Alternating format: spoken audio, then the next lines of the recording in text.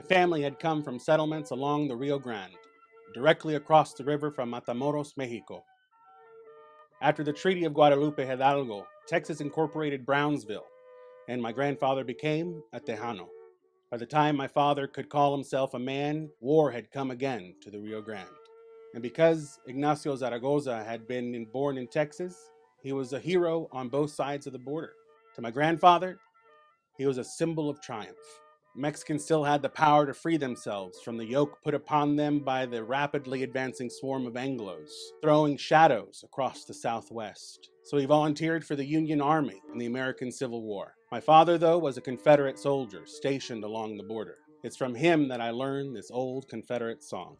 Por ahí viene la chinaca toda vestida de gris, preguntándole a los mochos dónde está su emperatriz. Si bien Puebla se perdió, no fue falta de valor, fue por falta de elementos para la Confederación.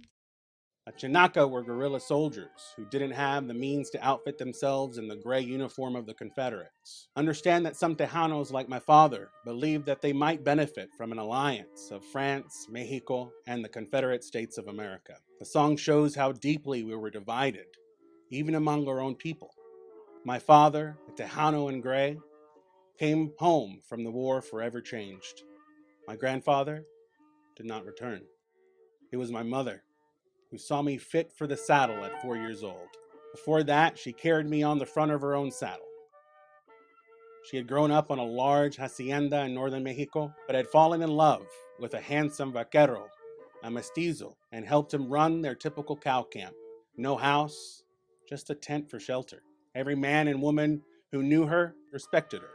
When she was shot and killed in an attempt to recover cattle from across the Rio Grande, I decided I better get busy cowpunching myself. Turned 15 on my first drive along the Shawnee Trail. See, few operators could afford to pay the $25 or $30 a month, which was the going wage for a grown man. I was only paid $5 a month till I came of a man's age. There were a lot of us 12 to 15-year-olds on those long cattle drives. I would guess that's where boy and the word cowboy comes from. About 1891, I went to work for a big cattleman named Matt Wolf near the Washita River, Chickasaw Nation. The grass in that country was as high as my head, sitting on a horse. There were lots of wild horses in the country, too, that weren't branded. Sometimes they'd station us cowboys at different places and run the horses until they tired. Then I'd mount a fresh horse and rope the ones they'd wanted broke. Breaking wild ponies brought in good money, and it sure was a good time, too. I met my first wife in that country.